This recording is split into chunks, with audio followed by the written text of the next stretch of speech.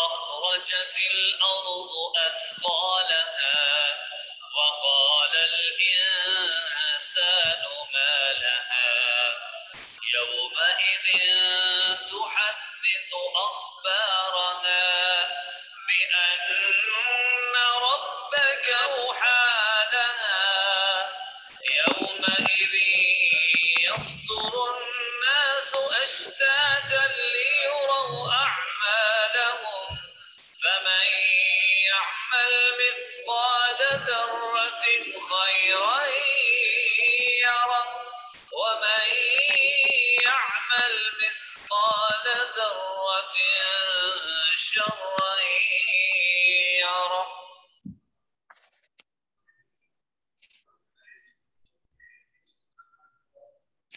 بسم اللہ الرحمن الرحیم. السلام علیکم ورحمۃ اللہ وبرکاتہ.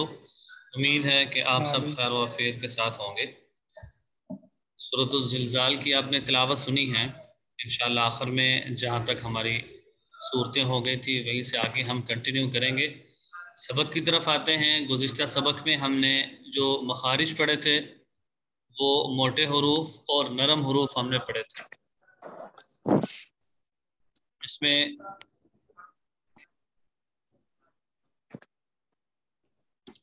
سب سے پہلے اس میں دیکھیں, اس میں ہم نے سا دال ضا نرم حروف, یہاں سے آج ہم شروع کریں گے. پیچھے ہم نے تا دال طا کا مخرج پڑھا تھا. تا دال طا کا مخرج کیا ہے؟ زبان کی نوک اور ثناء علیہ کی جڑ, یعنی اوپر والے جو دانت ہیں ان کی جڑ سے یہ 3 حروف ادا ہوتے ہیں, تا دال اور طا. ٹھیک ہے. اس کے ساتھ ساتھ ایک ہے نرم حروف, ایک ہے سیٹی والے حروف. یاد رکھیے 3 حروف ایسے ہیں کہ جن کی ادائیگی نہایت نرمی کے ساتھ کرنی ہے. تو وہ جو 3 حروف ہیں وہ کون کون سے ہیں وہ آج پڑھیں گے. سا, زال اور ضا. سا, زال اور ضا. یہ دیکھیں اس میں مخرج نمبر 13. اس میں زبان کی نوک جب اوپر والے 2 دانتوں کے سرے سے لگے تو اس وقت سا, زال, ضا ادا ہوتا ہے. یعنی اس کا مطلب یہ ہے کہ زبان کی نوک ہو اور اوپر والے دانتوں کا کنارہ ہو تو اس سے یہ سا, زال, ضا ادا ہوتے ہیں. سارے ادا کر کے دیکھیں. سا, زال, ضا. سا, زال, ضا. یعنی ان کی ادائیگی میں 1% کی بھی سیٹی کی آواز نہیں آنی چاہیے. یعنی یہ دیکھیے کہ اگر سا کو ادا کرنا ہے تو اس میں سا نہیں پڑھنا. ٹھیک ہے, سا بالکل نہیں پڑھنا. اور پھر اسی طریقے سے جب زال, زال یہ نرم حروف میں سے ہے تو اس کو زا نہیں پڑھنا, زال نہیں پڑھنا, وہ بھی مسٹیک ہوگی. اسی طرح جو ضا ہے, ضا, اس کو زوا نہیں پڑھنا اس طور پر کہ آواز میں سیٹی آئے. جی ٹھیک ہے جی, اچھا کیا بتا دیا کریں کہ یہ ہم نے پڑھ لی ہے. یہ نرم حروف ہیں سا, زال, ضا. یہ ہم نے بلکہ سننا تھا. آگے اسی طرح سیٹی والے حروف ہیں زا, سین, صاد. سیٹی والے حروف کا مطلب کیا ہے کہ ان کی ادا کے وقت آواز میں سیٹی پیدا ہوگی. زا, سین اور صاد. تو پھر یہ بھی آپ نے پڑھ لیا ہوگا. تو بس یہ دہرا دیا میں نے. نرم حروف 3 ہیں, سا, زال, ضا. ان کا مخرج یہ ہے کہ زبان کے نوک اور اوپر والے دانتوں کا کنارہ. زا, سین, صاد اس میں کیا ہے؟ زبان کی نوک اور نیچے والے دانتوں کا کنارہ. اس کو سیٹی والے حروف کہتے ہیں, زا, سین اور صاد. پھر 15 مخرج, مخرج نمبر 15 یہ بھی پڑھ لیا تھا جی, بتا دیں. مخرج نمبر 15 میں فا آئے گا. فا, فا کی ادائیگی کہاں سے ہے؟ اوپر والے دانت اور نیچے والے ہونٹ. کوشش ہم کریں گے کہ اسی ہفتے ہمارے مخارج مکمل ہو جائیں تاکہ پھر اگلے جو مراحل ہیں, صفات ہیں اور علامات ہیں, ان کی طرف ہم آتے ہیں انشاءاللہ. فا کا مخرج کیا ہے؟ اوپر والے دانت اور نیچے والے ہونٹ. یہ دیکھیں انہوں نے کیا کیا ہے, ہونٹ بنائے ہیں اور اس میں اوپر والے دانتوں کو نیچے والے ہونٹوں کا جو اندرونی حصہ ہے جس کو ہم ہونٹوں کا شکم کہتے ہیں یا تری والا حصہ کہتے ہیں, تو اس سے فا ادا ہوتا ہے. اگر ہم یہ حرف ادا کر کے دیکھیں, حمزہ فا زبر اف, حمزہ فا زبر اف. ٹھیک ہے, یہ ہو گیا فا کا. اچھا, فا کے علاوہ جو باقی حروف ہیں مخرج نمبر 16 کے تحت وہ آئیں گے, یعنی جس کو ہم کہتے ہیں با, میم اور واو. یہ دیکھیں یہ مخرج نمبر 16 ہیں. یہ میں نے جو سرکل بنایا ہے مخرج نمبر 16. اس میں کتنے حروف آئیں گے؟ با, میم, واو. با, میم, واو. اچھا, یہ جو 3-4 حروف ہیں نا, ان کا تعلق ہونٹوں کے ساتھ ہے. با کا بھی, میم کا بھی، واو کا بھی اور فا کا بھی. فا کا اس لیے تھا کہ اوپر والے دانت اور نیچے والے ہونٹ تھے. حمزہ فا زبر اف. اور پھر اس کے ساتھ ساتھ با کا اگر ہم دیکھیں تو با کا مخرج یہ ہے، ادائیگی کی جگہ یہ ہے کہ دونوں ہونٹوں کے جو تری والا حصہ ہے اس سے با ادا ہوتا ہے. با با حمزہ با زبر اب، جو ہونٹوں کا تری والا حصہ ہے سب ادا کر کے دیکھیں کہ واقعتاً جو با ہے اس کی ادائیگی یہی ہے کہ با دونوں ہونٹوں کے تری والے حصے سے ادا ہوتا ہے با. پھر اس کے ساتھ ساتھ میم ہے، یہ دونوں بڑے قریب قریب سے ادا ہوتے ہیں. میم ہے دونوں ہونٹوں کا خشکی والا حصہ، یعنی یوں سمجھیں کہ میم کی ادائیگی میں تھوڑا سا آواز میں ہونٹوں میں تھوڑی سختی آتی ہے میم، تو اس لیے ہم کہتے ہیں کہ یہ جو میم ہے یہ ہونٹوں کے خشکی والے حصے سے ادا ہوتی ہے.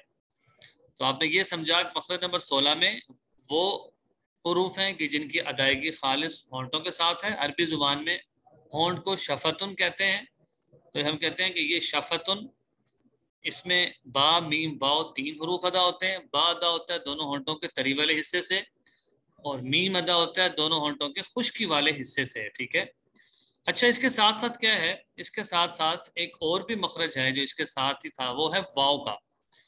واو ادا ہوتا ہے دونوں ہونٹوں کو گول کرنے سے، یعنی اس کو آپ نے واضح طور پہ پہلے بھی آپ نے سنا ہوگا کہ واو جب ادا کرتے ہیں حمزہ واو زبر آؤ آؤ، تو پیش اور واو ان دونوں کی ایک ہی آواز ہے.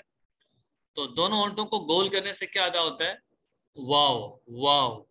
ٹھیک ہے. قرآن پاک میں بھی جب آ جائے قل اعوذ برب الناس، تو اعوذ میں ظاہر ہے وہاں پر واو ہے، تو اس لیے واو ادا ہو رہا ہے دونوں ہونٹوں کے گول کرنے سے. ٹھیک ہے. اس سے واو ادا ہوتا ہے. تو یہ آپ نے سیکھا ہے واو کا مخرج. اس میں یہاں سے پڑھ لیتے ہیں. واو دونوں ہونٹوں کو گول کرنے سے ادا ہوتا ہے، اس کو انضمام شفتین کہتے ہیں کہ ہونٹوں کو گول کرنے سے ادا ہوتا ہے. اچھا پھر اس کے ساتھ ساتھ آخری مخرج آج کا جو ہمارا ہے، وہ آخری مخرج ہمارا مخرج نمبر 17 ہے. چونکہ شروع میں نے بات بتائی تھی کہ 17 مخارج ہیں، 29 حروف ہیں. ایک ایک مخرج کے تحت 3 حروف بھی آ سکتے ہیں. جیسے بھی آپ نے مخرج نمبر 16 میں دیکھا کہ با میم واو کا انہوں نے ایک ہی مخرج اس لیے بیان کیا ہے کہ ان تینوں حروف کی ادائیگی خاص ہونٹوں کے ساتھ ہی ہے. اچھا مخرج نمبر 17 میں کیا ہے؟ مخرج نمبر 17 یاد رکھیے، جب ہم قرآن پاک پڑھے ہوتے ہیں نا تو اس وقت غنہ آ جاتا ہے. غنہ تو غنہ ہر صفحے پہ ہے، اکثر آیات میں ہے. تو غنے کی ادائیگی کہاں سے ہوتی ہے؟ جس کو ہم کہتے ہیں خیشوم. خیشوم کس کو کہتے ہیں؟ ناک کا بانسا. یہ جو ناک ہے نا آپ کے ناک کی جو نرم ہڈی ہے، اس سے غنہ ادا ہوتا ہے. ان الذین آمنوا، یہاں پر ان، تو اس سے 2 حروف ادا ہوتے ہیں، نون اور میم. تو قرآن پاک میں یاد رکھیے جہاں پر بھی غنہ آئے گا نا تو ہمیشہ نون اور میم کے اوپر ہی آئے گا. ٹھیک ہے. نون اور میم کے اوپر ہمیشہ، اور کسی حرف پر غنہ ہو ہی نہیں سکتا. لام پر نہیں ہو سکتا. ٹھیک ہے. پھر اسے شین پر نہیں ہو سکتا. تو غنے کے حروف صرف 2 ہیں، نون اور میم. پھر ان کے مختلف قواعد ہیں، وہ ہم آگے جا کے پڑھیں گے. تو خیر ابھی اتنی بات سمجھ لیجیے کہ مخرج نمبر 17 اس کو ذرا دیکھیں، اس کی عبارت بھی یہ دیکھ لیں. مخرج نمبر 17 خشوم ہے، یعنی ناک کا بانسا. بانسا یعنی ناک کی جڑ، اس سے غنہ ادا ہوتا ہے. اس سے حرف غنہ نون اور میم ادا ہوتے ہیں. آواز تھوڑی دیر ناک میں ٹھہرا کر آواز، یعنی آواز کو ناک میں لے جا کر پڑھنے کو غنہ کہتے ہیں. یعنی غنہ کی اگر آپ ڈیفینیشن کریں تو غنہ کس کو کہتے ہیں؟ ایک الف کی مقدار آواز کو ناک میں لے جانا، بس ایک الف کی مقدار آواز کو ناک میں لے جانا، اس کو غنہ کہتے ہیں. تو خلاصتاً یہی ہے کہ مخرج نمبر 16 میں ہونٹوں والے حروف پڑھے ہیں، اور مخرج نمبر 17 اس میں ہم نے پڑھا ہے وہ حروف کہ جن کی ادائیگی غنے کے ساتھ ہے. وہ نون اور میم 2 حرف ہیں کہ جن کو خاص طور پر خشوم والا کہا جاتا ہے کہ ان کی ادائیگی آواز کو ناک میں لے جانے سے ہے. پھر غنے کی ہم نے ڈیفینیشن پڑھی تھی. کوئی غنہ ہمارے سے پوچھے غنہ کس کو کہتے ہیں، تو غنہ کہتے ہیں کہ آواز کو ناک میں لے جانا، ایک الف کی مقدار اس کو لمبا کرنا. ان الذین ان کنت، تو آگے غنہ اور اخفاء میں بھی کچھ فرق ہے، لیکن وہ ظاہر ہے جب ہم آگے قواعد پڑھیں گے نا تو اس وقت یہ بات آئے گی. تو یہ میں نے آپ کو پہلے ہی بات بتا دی جو انہوں نے ابھی بتائی ہے آپ کے سامنے. یہ جو اسکرین شیئر ہے اس پہ ذرا غور کریں. انہوں نے یہ بات کہی ہے کہ مخرج کو معلوم کرنے کا طریقہ. آخر میں آپ نے کسی حرف کے مخرج کو پہچاننا ہے، کیسے پہچانیں گے؟ میتھڈ کیا ہے؟ کہتے ہیں کہ آپ اس حرف کو ساکن کر دیں، اس سے پہلے والے حرف پر زبر لگا دیں. حمزہ جیم زبر اج، حمزہ شین زبر اش، حمزہ لام زبر ال۔